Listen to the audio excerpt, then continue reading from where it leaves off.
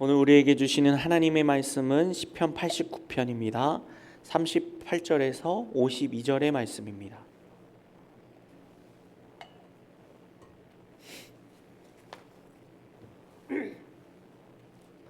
시편 38편에서 52절의 말씀 한 목소리로 봉독하여 읽겠습니다.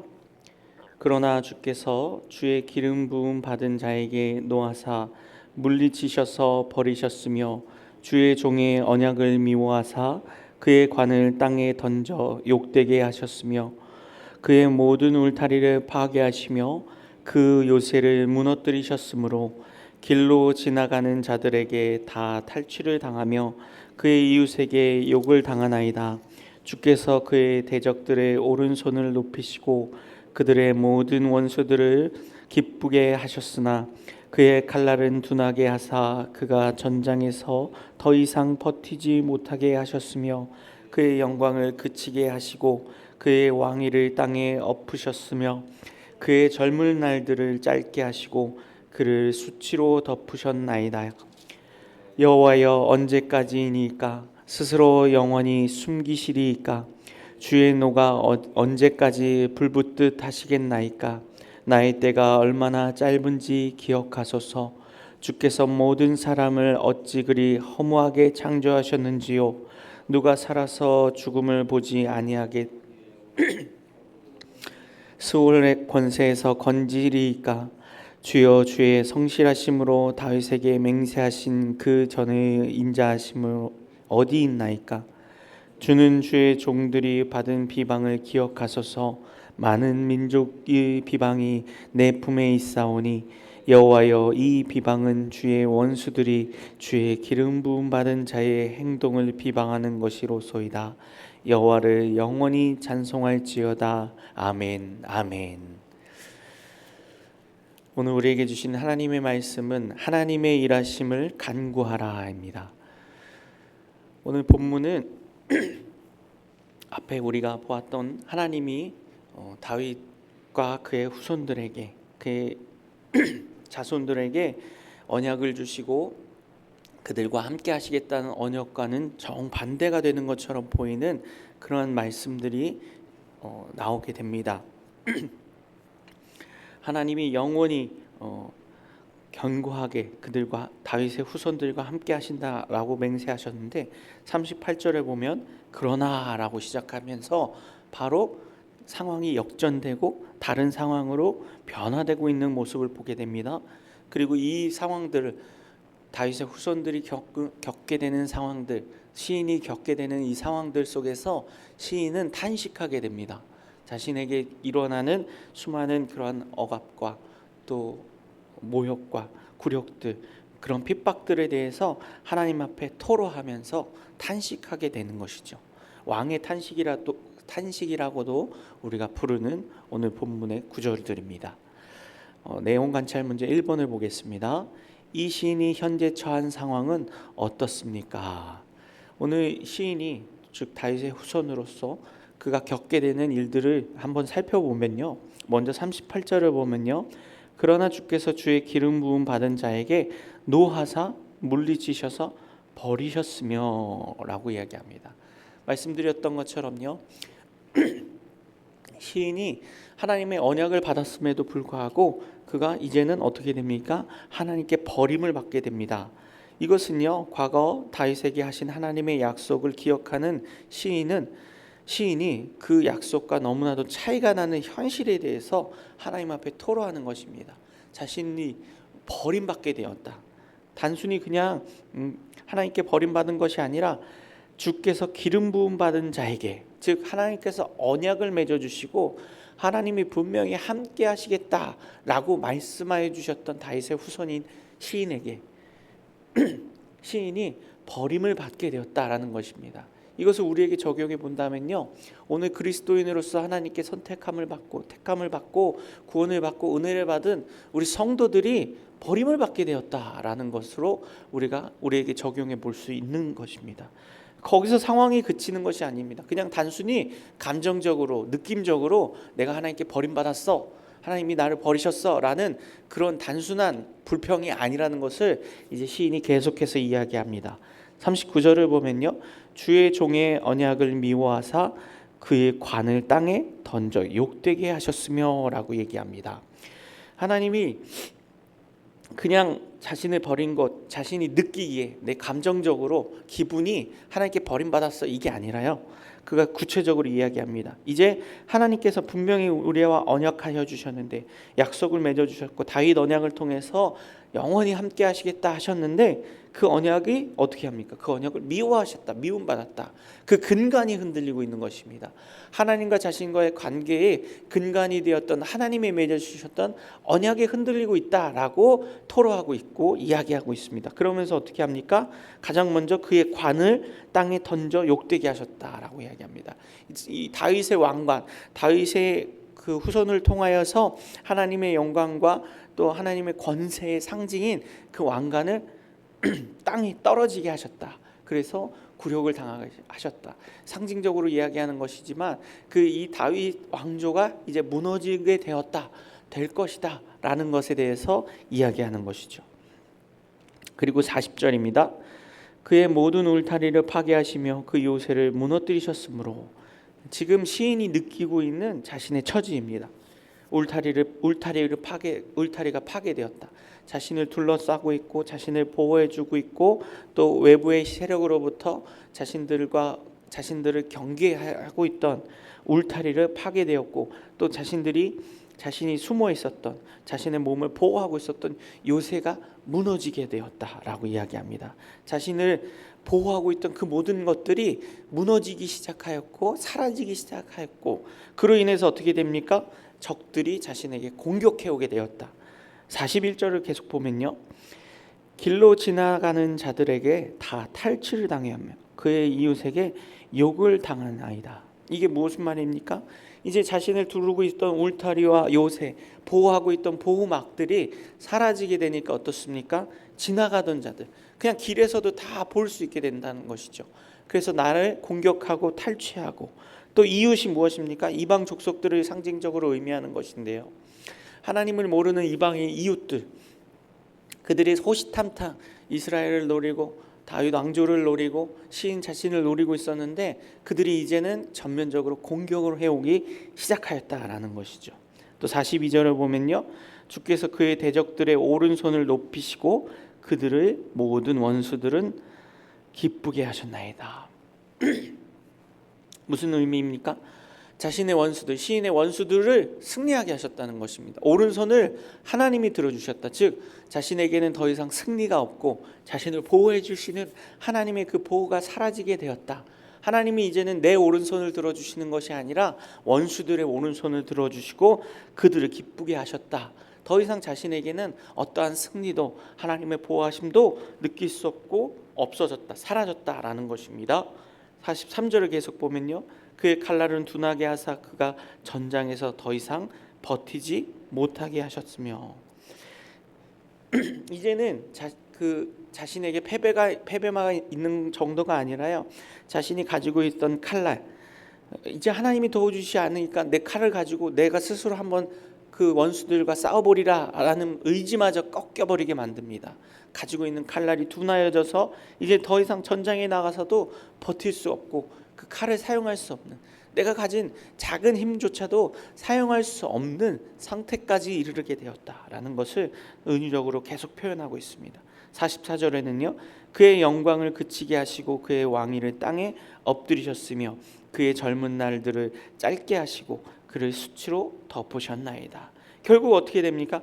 자신이 가지고 있었던 하나님의 백성으로서 기름 부음을 받고 하나님의 언약을 받았던 다윗 왕조와 다윗의 후손들이 더 이상은 어떻게 됩니까? 영광이 없어지게 되었다. 이제 하나님의 영광이 사라진 것처럼 느끼고 그 왕위가 어떻게 됩니까? 땅에 떨어지게 되었다라고 이야기합니다. 이것을요 시적 표현으로만 생각할 수 있는데요, 그리고 이것이 성경에 나온 표현이라고만 생각할 수 있는데요, 우리가 이 말씀을 우리의 삶에도 비추어 보아야 되고 우리 그리스도인들 안에서도 생각해 보아야 합니다. 무슨 말이냐? 우리가 그리스도인으로서 하나님께 기름 부음을 받고 하나님의 은혜를 받고 언약을 받은 하나님의 백성들입니다. 근데 우리의 삶 속에서도 어떻습니까? 오늘 시인의 고백처럼 하나님의 보호하심이 사라지는 것처럼 느껴지는 때가 있습니다.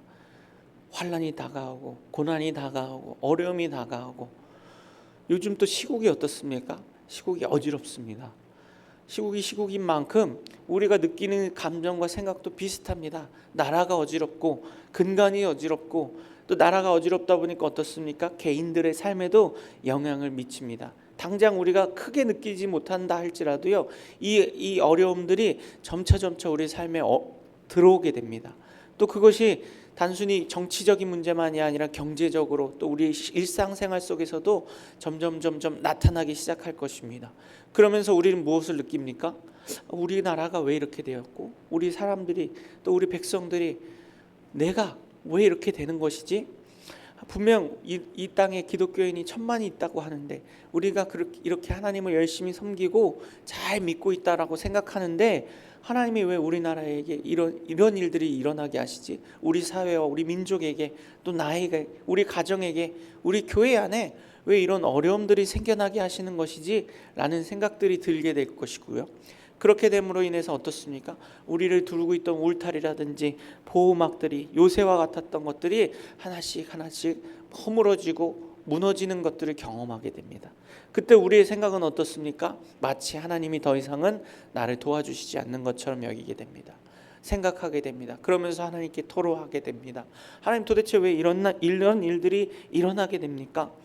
그러면서 결국에는 우리의 인생이 짧고 하나님은 더 이상 우리 인생 가운데 일하시지 않는구나 라는 그러한 헛된 고백, 잘못된 고백들을 할 수도 있게 된다는 것입니다.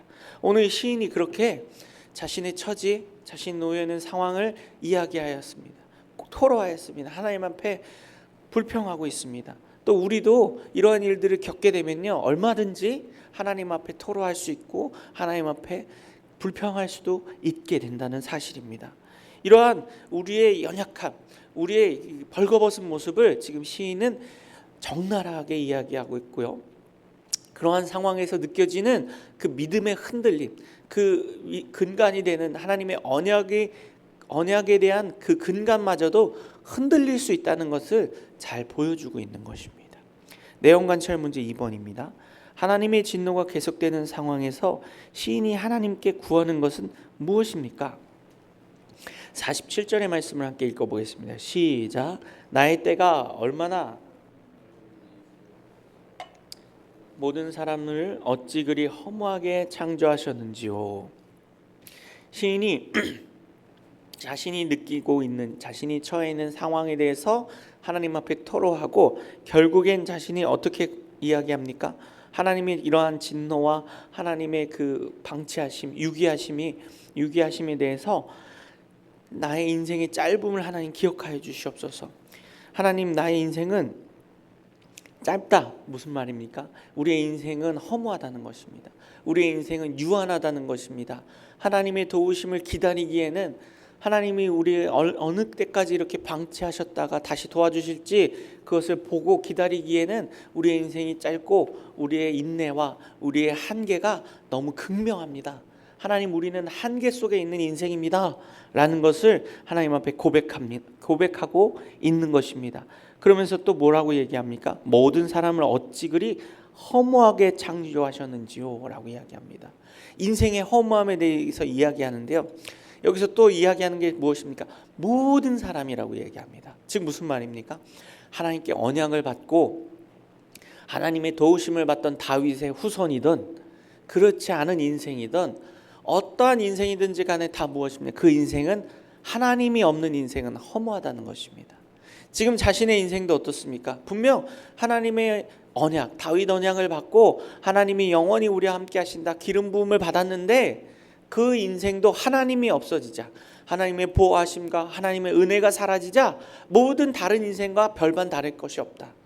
하나님, 나의 인생도 짧고 나의 인생도 다른 모든 사람들, 안 믿는 자들과 별반 다를 것이 없게 허무합니다.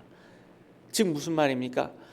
이 자신이 처한 상황과 환경들을 통해서 하나님이 주신 그러한 하나님의 진노가 그의 생각을 깨이게 한 것입니다.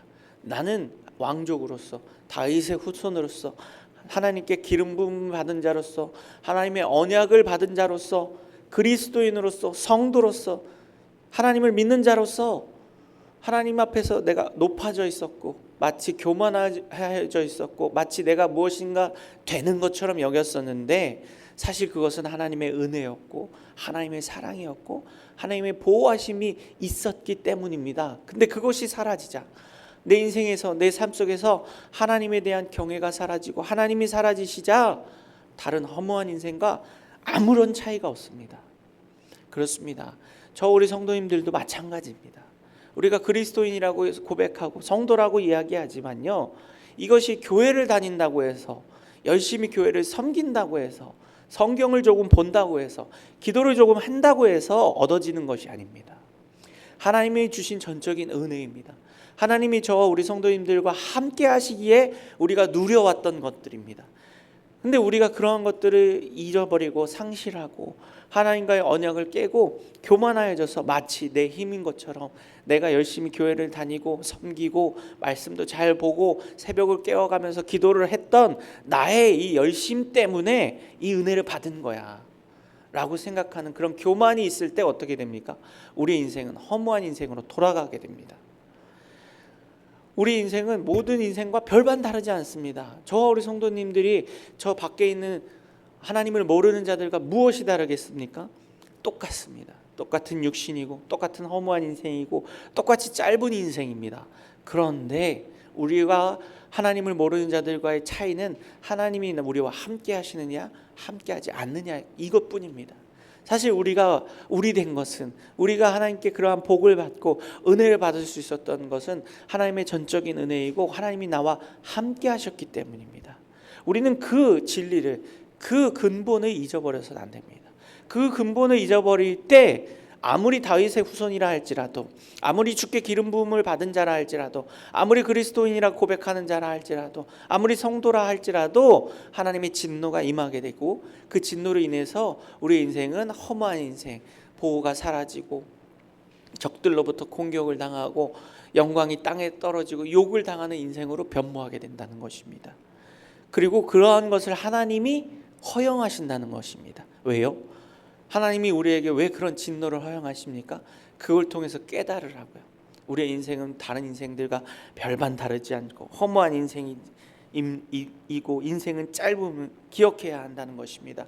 그리고 그 인생 속에 하나님을 붙들어야 하는 것입니다.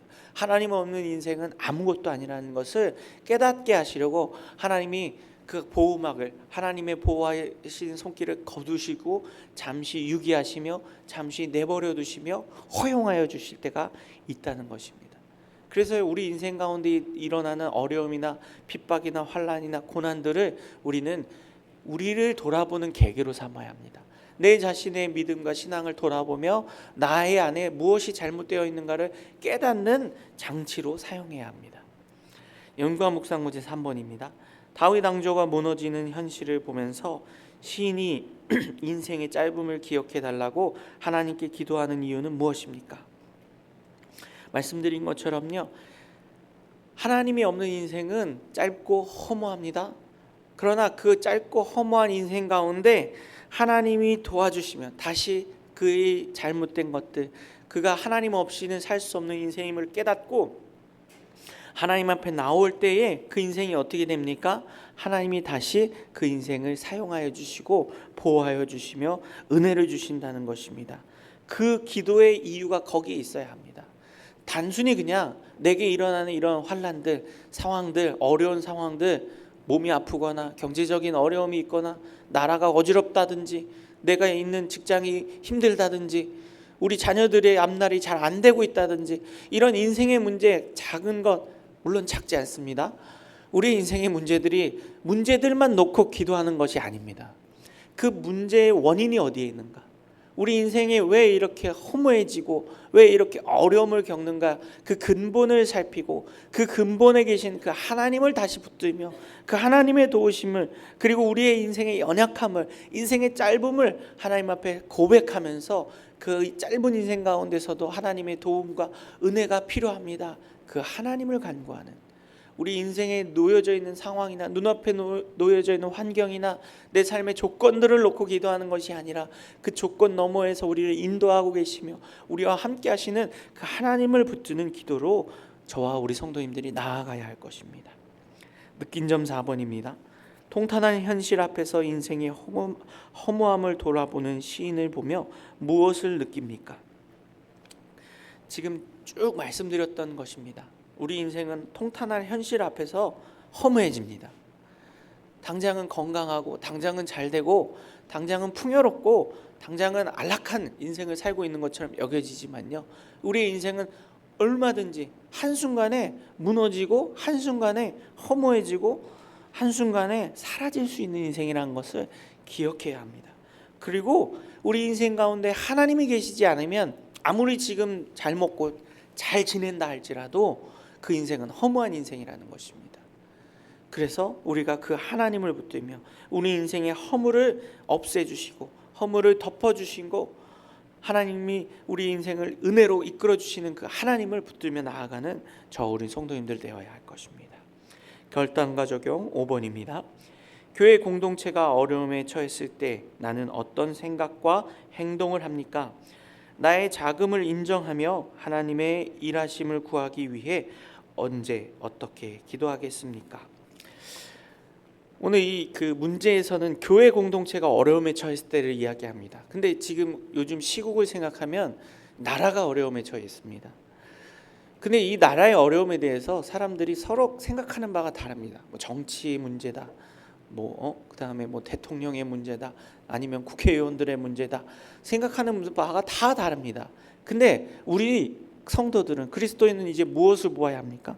단순히 일어나는 현상, 단순히 우리 통탄할 현실 앞에서 현실만 바라볼 것이 아니라 그 너머에서 하나님이 왜 이러한 어려움을 주시는가, 왜 공동체에 이런 환난을 주시고 어려움을 주시지? 그냥 사람이 누가 잘못한 거야? 어떤 사람들이 정치를 못한 거야? 혹은 이 나라가 왜 이 모양, 이게 아니라 그 너머에서 우리 자신의 허무함, 하나님 없이 사는 인생이었기 때문입니다.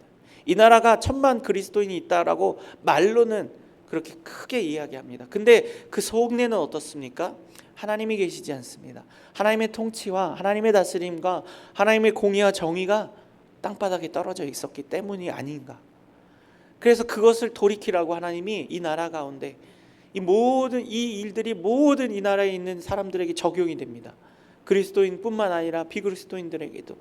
그러나 우리 그리스도인들은 이 현상들을 바라보면서, 이 공동체의 어려움을 바라보면서 하나님, 우리가 하나님 앞에서 떠나 있었던 것은 아닙니까? 우리의 모습을 돌아보게 하여 주시옵소서. 그 시인도 이렇게 이야기합니다. 51절 말씀을 보면요, 여호와여, 이방은 주의 원수들이 주의 기름 부음 받은 자의 행동을 비방하는 것이로소이다. 시인도 이야기합니다. 이 모든 일이 일어나는 근본 원인은 사실은 기름 부음 받은 자의 무엇 때문입니까? 행동 때문입니다. 내가 기름 부음을 받고 그리스도인이라고 말하고 성도라고 말하지만 사실은 우리의 행동, 하나님 없이 살았던 행동, 하나님의 언약을 저버리면서 하나님 중심이 아닌 나를 보호하고 있었던 것들, 울타리, 요새, 우리 안에 있는 약물이들, 내가 갖고 있는 것들, 그것들을 중심에 놓고 살았기 때문에 하나님의 보호가 사라지고 하나님이 우리를 징계하시고 진노하셨던 것이고, 그로 인해서 내가 나의 이러한 잘못된 행실로 인해서 우리가 이러한 허물을 겪게 되었습니다 라는 거 시인이 고백하였던 것처럼 우리도 마찬가지입니다. 우리 나라 안에, 또 우리 가정 안에, 또 우리 공동체 안에 일어나는 이런 일들이 그냥 단순히 사람의 문제가 아니라 우리 자신의 행동, 우리 자신의 중심에 문제가 있었던 것은 아닌지를 돌이켜보고 살펴보고 그렇게 주님 앞에 기도하며 하나님 앞에 나아가는 저와 우리 성도님들이 되어야 할 것입니다. 오늘의 기도 함께 읽겠습니다. 인간의 자금을 인정하며 간구하오니 나를 새롭게 하시고 교회를 바르게 세워주소서. 아멘. 오늘 이 기도의 제목처럼 우리의 자금을 인정하고 우리의 잘못된 행실들을 하나님 앞에 돌이켜보며 2024년도 한 해를 돌이켜보며 우리의 믿음이 어디에 있었는가, 우리의 중심이 어디에 있었는가를 생각해 보면서 하나님 앞에 돌이켜야 할 것들, 회개해야 할 것들, 하나님 앞에서 반성해야 할 것들을 반성하며 주님 앞에 다시 한번 우리를 세워주시고 우리 가정을 세워주시고 우리 교회를 세워주시옵소서라고 기도하는 이 시간 되기 원합니다. 우리 주여 한번